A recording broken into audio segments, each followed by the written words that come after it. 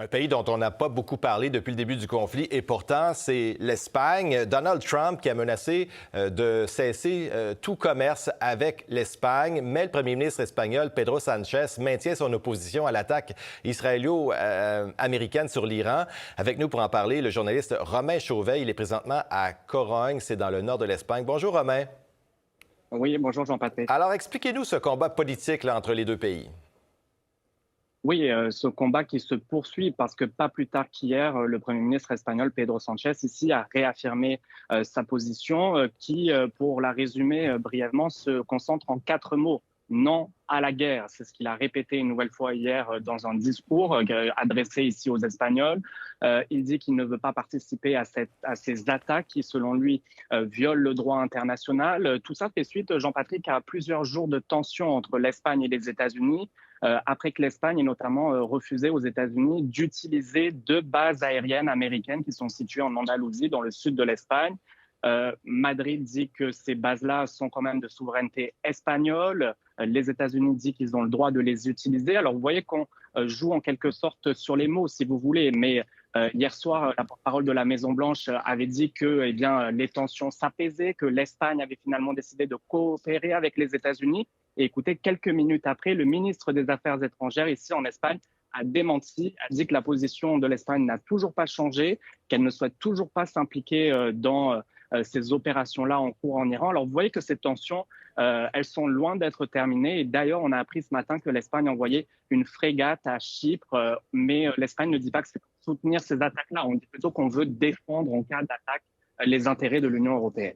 Les gens dans la rue en Espagne, qu'est-ce qu'ils disent de cette prise de position par Sánchez?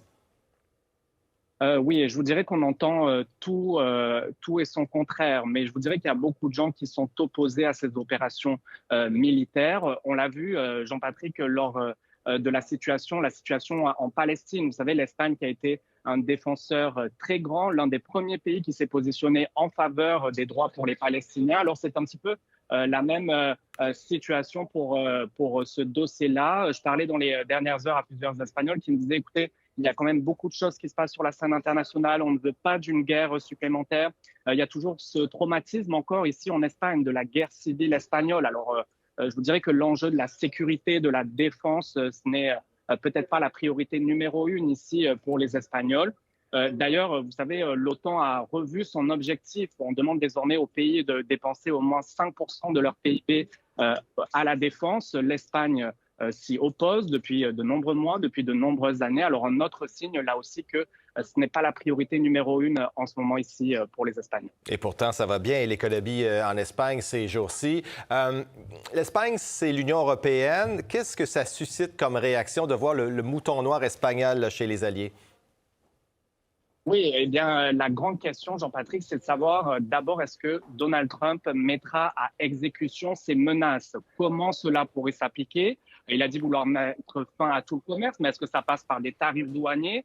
Si oui, ce que dit l'Espagne et ce que dit également l'Union européenne, eh bien, c'est que ça concerne toute l'Union européenne. On ne peut pas cibler seulement un pays. Alors, il y a des analystes ici en Espagne qui disent que peut-être les États-Unis pourraient cibler certains produits en particulier. On pense notamment à l'huile d'olive. L'Espagne exporte très largement vers les États-Unis ces produits-là.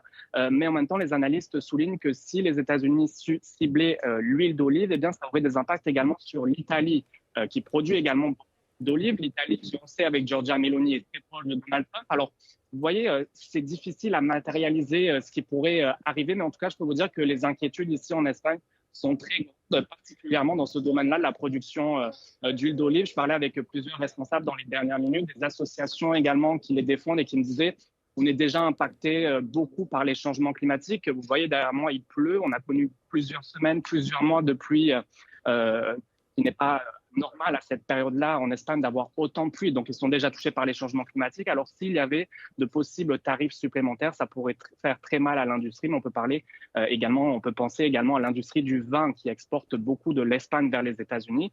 Alors, tout le monde un petit peu retient son souffle et suit les derniers développements, je vous dirais, heure par heure, parce que ça va très vite dans ces dossiers-là. Effectivement, Romain Chauvet sur le terrain en Espagne. Merci. Plaisir. Au revoir.